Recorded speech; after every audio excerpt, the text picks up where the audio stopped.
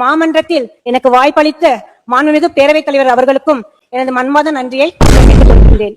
எல்லாருக்கும் என்னுடைய மன்மாத வணக்கம். சிஎம் அண்ணே, என்னென்ன நீங்கள் பண்ணிட்டு இருக்கீங்க? மாற்றம் இதான் உங்கள் மாற்றமா?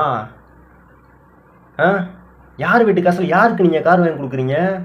மக்களை வாயில் அடித்து வயிற்றில் அடித்து ரத்தம் சிந்தி சம்பாதிச்ச காசில் உங்களுக்கு வந்து வரி கட்டுவான். நீங்கள் இந்த காசு எடுத்துகிட்டு போய் உங்களோட எம்எல்ஏக்களுக்கு ஃபுல்லாமே கார் வாங்கி கொடுப்பீங்க. கொடுத்ததெல்லாம் கொடுத்தார், இவர் யாருக்காக கொடுத்தார்?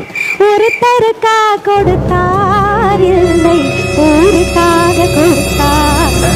மக்கள் நாங்கள்லாம் அண்ணன் கார் வாங்கி கொடுத்துருக்காரா எம்எல்ஏக்கு அப்படின்னு நாங்கள் சொல்லிட்டு தெரியணுமா? யோ என்னையா அது? அப்பாமே சொந்த காசியாது. நீங்கள் கார் வாங்கி கொடுங்க, அது வந்து உங்களோட தனிப்பட்ட விருப்பம், யாரும் கேட்பாரு கிடையாது. அது உங்கள் கை காசை போட்டு வாங்கி கொடுங்க. நீங்கள் வச்சுருப்பீங்கல்ல லட்சமாக கோடியாக என்ன முடியாத அளவுக்கு, அதில் நீங்கள் கார் வாங்கி கொடுங்க, ஹெலிகாப்டர் வாங்கி கொடுங்க, பிளேன் வாங்கி கொடுங்க, கேட்பாரு கிடையாது, யாரும் கேட்க மாட்டாங்க. அதை விட்டு போட்டு நீங்கள் என்னடானா மக்களுடைய வரிப்பணத்தில் நீங்கள் ரொம்ப தப்பு பண்ணுறீங்க. இதுக்கெல்லாம் மக்கள் இன்னமும் படுவாங்க, பட்டுக்கிட்டே இருப்பாங்க. உங்களோட தேர்தல் நீங்கள் வாக்குறுதி நீங்கள் கொஞ்சம் நல்லா எடுத்து பாருங்கள். நீங்கள் அதை மறந்துட்டீங்கன்னு கூட தெரில. நான் இருக்கிற 1-2 சொல்கிறேன். மகளிருக்கு விடியல் பயணம் என்ன, 6 cylinder free, 200 unit current free. அப்புறம் வந்துட்டு மகளிர் வாங்கியிருப்பாங்களா மகளிர் கடன், அது வந்து தள்ளுபடி. இந்த மாதிரி உருட்டுனீங்க. மக்கள் உங்களுக்கு ஏமாந்து குத்திட்டான் ஓட்டை.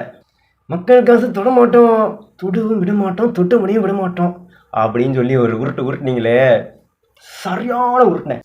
ஊரை விட்டு நெய்யில் உங்கள் வீட்டுக்கு ஸ்வீட் செய்யாதீங்க அப்படின்னீங்க. இப்போது யார் வீட்டு காசில் யாரோட நெய்யில் உங்களோட எம்எல்ஏ வீட்டுக்கு ஸ்வீட் செய்கிறீங்க?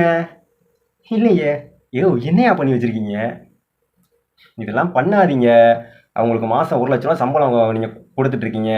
ஏன் இதில் அவங்க வாங்க வேண்டியதானே? இல்லைன்னா நீங்கள் வந்து அன்பளிப்பாக கொடுங்க. உங்களோட கை காசை போட்டு இந்த வாங்க எம்எல்ஏ வாங்க அமைச்சர் வாங்க அங்கே வச்சுக்கோங்க சொல்லி கொடுக்க வேண்டியதானே? என்னண்ணே ரொம்ப தப்பு பண்ணுறீங்கண்ணே.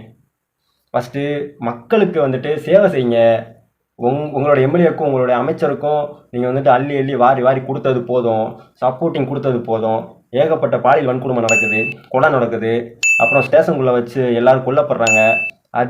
இதெல்லாம் எதிர்த்து கேள்வி கேட்க மாட்டீங்க, தட்டி கேள்வி கேட்க மாட்டீங்க.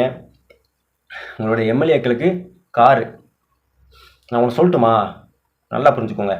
தமிழ்நாட்டில் நீங்கள் உருட்டு ஃபுல்லாமே முட்டு கொடுக்குறாங்கல்ல உங்களோட தம்பிகள், அவங்கெல்லாம் இருக்கிற வரைக்கும் தமிழ்நாட்டில் உங்களை யாராலையும் அசைச்சிக்க முடியாது.